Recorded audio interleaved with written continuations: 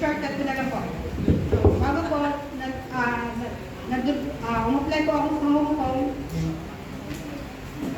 Pero hindi ko po alam kung paano ako apply dahil wala pong pera, ganun, kulang po yung pera, ganun. Pero humingi po ako ng tulong sa Diyos. Sabi ko, Diyos ko, sabi ko, paano ako makakarating doon kung wala naman po akong pera? Tapos, nung ano na po, hindi ko po akalain na may isa kong matanda na kapitbahay na wala nga po akong pamasahe. Sabi niya, sige na, halika na, pumunta ka na, tumama ka na, at ako na lang bahala sa iyo, pamasahe, gano'n.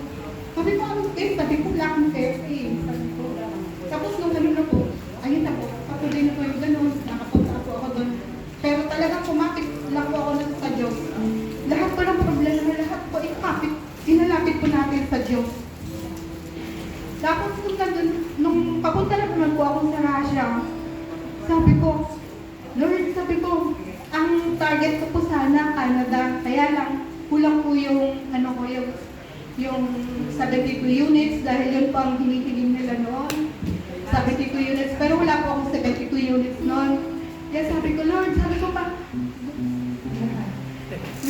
ko, paano ko pupunta na naman doon? Sabi ko, pangarap ko kung pumunta, sabi ko. Tapos, ang ginawa na naman kung paraan ng Diyos, may nag-ano ng Russia. Tapos sabi ng gusto mo mag-apply, sabi niya. Pero wala, yung taong yun, wala doon sa Hong Kong, nandun po sa Russia. Kinontak po ako. Tapos, Ading, baka gusto mo, umpli ka rito, kami nang bahala. Sabi ko, ate, magkano yung pera? Sabi ko, magkano gagastusin ko? Mag-ano lang. Tapos, ano na naman, sabi ko, Diyos ko, sabi ko, tanong lang po ako, kukuha ng pera. Sabi ko, pero gusto ko po sana pumunta. Sabi ko, kakalis sa Kingston nga ako lang po ang gagawin ko doon sa Russia. Pagkatapos, nung nagdahil sa kakaano ko sa mga kaibigan ko, na kapag, yung mga, doon kasi sa Hong Kong, uso yung igaranturan mo siya sa bangko. So ako po, naipit ako sa bangko. Tapos ang ginawa ko, sabi ko, paano ako ngayon makakautang sa bangko? Ganun ako. Diyos ko, sabi ko, tulungan mo ako kung paano yung gagawin ko. Sabi ko, may nag-offer na naman po. Lahat po talaga, kapag ilalapit po sa Diyos talaga, hindi ka po mawawalan ng pag-asa. Amen. May nag-offer na naman po na, sige na, pumunta ka na, sabi. Ante, sabi naman ng pamangkin ko, kung gusto mo, ako na lang po yung bahala. Sabi naman. O sige, sabi ko, kasi nga po, yung mga nagbabayad po ako ng hindi ko ginastos. So, sabi ko, na po ako basta kumapit lang po ako sa Diyos. Tapos nung nakarating po ako sa Russia. Ngayon, ang target ko na naman dito. Sabi ko, Diyos ko, paano kaya ako makakapunta na naman sa Spain, sabi ko. Pero ang target ko sana, hindi sa Spain, kundi sa France. Eh, sabi naman ng mga boarding house ko, naku, huwag ka maniwala dyan. Kami na, ang tatagal na namin dito, hindi pa kami nakakarating sa part ng Europe. Eh, sabi ko, paano nga kaya yun? Wala naman po akong kaibigan dito or kakilala ni isa. So, hindi ako nagtiwala sa mga taong sinasabi ko, kundi nagtiwala lang po ako sa Diyos. Pag talagang sa Diyos ako makapit po, may gagawin at gagawin na paraan ng Diyos para sa iyo. Makarating ka lang sa paroroonan mo. Eh di ngayon po, sabi ng naglalakad po ako kahit na nag-i-snow, nakaslak ng snow. Pag magpa-part-time ako, may dalawang matanda.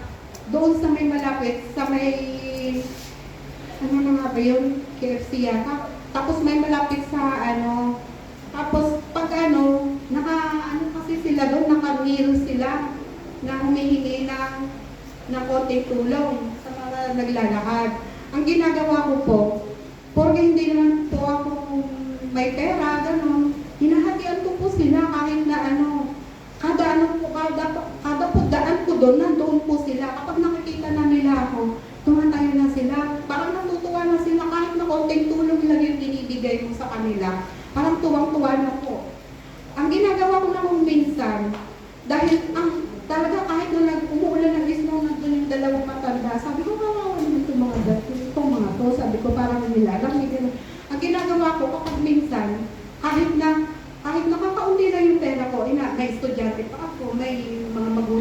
akong binibigyan. Pero nagtataka ako kung bakit, parang nagkakasya yung pera ko na hindi ko alam. Nakakapagbigay na ako, nakakapagpadala pa ako, gano'n. Kung may humingi pa sa mga kapatid ko, napagbibigyan ko pa kahit kaunti-kaunti lang.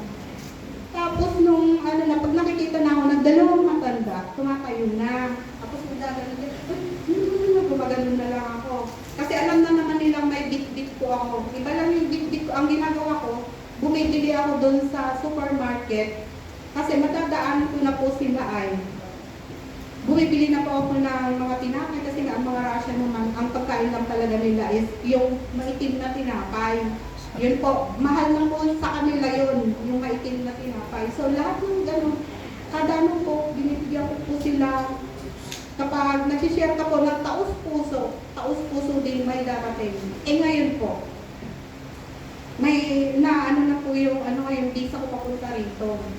Ay, nag-apply po ako papunta rito. Hindi ko po akalain na sa 15, kung hindi ako nagkakamali, 15 na katao po yung nagpa-interview sa amo na yon.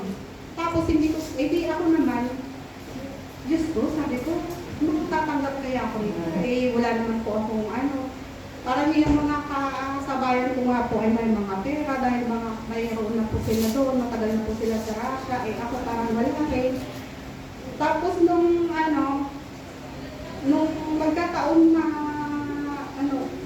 na-terminate pa ako doon. Hindi ko po alam na mati-terminate ako. Pero yung pagka-terminate ko na po yun po yung pag-apply ko doon sa amo kong Russian na nandito. Tapos sabi ko, matatanggap kaya ako? Yung mga kaibigan ko naman sa boarding house, huwag ka maniwala doon. Kami nga, ang tagal-tagal na namin. Ganito ang mga nangyayari, hindi pa kami nakakapunta. So, parang deny kami dahil ganito gano'n. Parang hihigit. Sabi ko, magkaiba naman tayo ng paraan. Sabi ko, bakit kasi hindi kayo lumapit sa Diyos? Sabi ko, bakit? Kahit na hindi kayo nagsisimba, basta ilapit nyo lang yung puso nyo. Lumapit lang kayo sa Diyos. Bakit kasi? Sabi ko, sabi niya, kahit naman magsimba ka, ganito ba? Hindi naman sa pagsisimba. Sabi ko lang kung sa pagsimba. Sabi ko, basta pag magtiwala lang kayo sa Diyos, pag may hihilingin kayo, magtiwala lang kayo. Ganun ako. Tapos, hindi po sila naniniwala na kasi ang uma-apply ako sa ibang bansa, hindi dito. Tapos, nung hindi ko po akalain na yung 15 na katao na ika-15 yata ako. Akala ko kasi, dahil nagpa-interview lang po ako na parang wala lang, dahil wala lang po akong inaanong pera, dahil wala lang po talagang pera, dahil may ako. Tapos, yun na, umuwi ako. Kinagabihan, kinongratulate ako ng agency. Scarlett, sabi niya, ikaw yung napili ng amo. Sabi ko, ma'am, sabi ko, ano yan? Wala akong pera. Sabi ko, pero 500 US lang po. Eh, ang kailanganin po ay 2,500 US. Eh, di, nagdasal na naman po ako. Sabi ko, gusto ko po pumunta ron, pero paano po? Sabi ko. Tapos, sinabi ko na doon sa agency, ma'am, sabi ko, pwede bang ibigay nyo na lang po sa iba? Sabi ko, kasi wala po akong pera. What's wrong, Scarlett? Why you want to give to the others? That is your, sabi nila, that is your opportunity to go to Spain, sabi. Sabi ko, ma'am, wala po talaga akong pera, sabi ko. Sabi na, okay, sabi niya. Tinawagan niya yung amo. Eh ngayon, may, Scarlett, sabi ng amo, sabi niya, iyaano ka niya, siya yung gagastos at mapupunta ka lang doon. Gumano siya. Kaya, nung edi tuwa po ako. Tapos tinignan ko po yung pera ko, $700 na lang. Sabi ko, paano kaya to? Sabi ko, mag-ano pa yung anak ko. Sabi ko, nagpapaaral po ako noon ng college sa panganay ko. Sabi ko, 500. Pag ibibigay ko 500, $200 na lang. Sabi ko, ano kaya ipapadala ko dun sa anak ko. Sabi ko, tapos nagdasal na naman po ako. Tapos nung na naman, sabi ko, paano naman kaya ito? Sabi ko, ba't palagi pag may gusto kong pupuntahan, parang may mga hassle. Pero kapag talagang pinagdasal mo at taos-puso kang humingi sa Diyos, gagawa at gagawa siya talaga ng paraan. Amen. Tapos, nung ano po, ang ginawa ko ng amo ko, ang ginawa ko ng agency doon sa Russia, sabi niya sa akin, Scarlett, sabi niya, halika, pirma ka dito. Sabi ko, paano ko naman naiintindihan yan, ma'am? Parang yung sulat niyo, sabi niya, don't worry, sabi niya. Paano kung pag mapupunta ako doon sa, pag kakarating ako doon sa Spain, tatanungin kung ano yan, No, don't worry, sabi. So, sabi niya, di ko naman ito ba ito o hindi? Bigyan mo naman po ako ng sign, sabi. Pero yung pagtingin ko doon sa babae na nagpapapirma sa akin, parang ano naman, so nagpirma po ako. Sabi ko, nagpirma ako. Sabi ko, bahala. Sabi ko, ikaw na lang po bahala. Sabi ko, sa'yo ko na lang po ipagkakaloob kung ano man po ang pinirmahan kong ito. Sabi ko, di, pirma ko ng pera. Kasi sabi na agency, pirma ka lang dito, pirma ka lang dito. Sabi ko, wala akong pera, huwag ka mag-alala. Amo mo na ang magbabayad. Ganon. Tapos, nung ano na, pumirma ako na hindi ko po akalain na yung pinirmahan ko po, 30,000 euro na nakapangalan sa akin. Kaya po pala, nung pagdating ko doon sa immigration dito sa Spain, hanap mo na lang, hanap ng mga amo ko sabi, Scarlett, nasaan ka? Madam, sabi ko, nandito pala ako sa airport. Okay, yung driver nandiyan na. Sabi. Tapos, no, Scarlett, where are you? Parang nag-aalala na sila. Sabi ko, parang nag-aalala tong mga to. Nung pagdating ko po sa kanila, pagdating ko po sa amo ko, sinabi na nila yung totoo na, alam mo ba, may pera kasing, kaya kami nag-alala ka. Pag hindi kasi kayo mag-aalala, kung walang pera nakapangalan sa iyo, sabi, ganun po ba? Sabi ko, hindi ko naman po kayo katakasanin. Sabi ko, talagang gusto ko lang po magtrabaho dito. Gumanon ako. Okay. Sabi, ayun na nga. Kapag talagang may plano nga po kayo, at pag may plano po ang isa't isa sa atin, lahat po, ipagkaloob po natin sa Diyos, 100%. Pag nagdasal na po, 100% na magtitiwala po. Wala pong ano lang po para makabit lang po ang aking mga pangarap. So, nandito na po ngayon.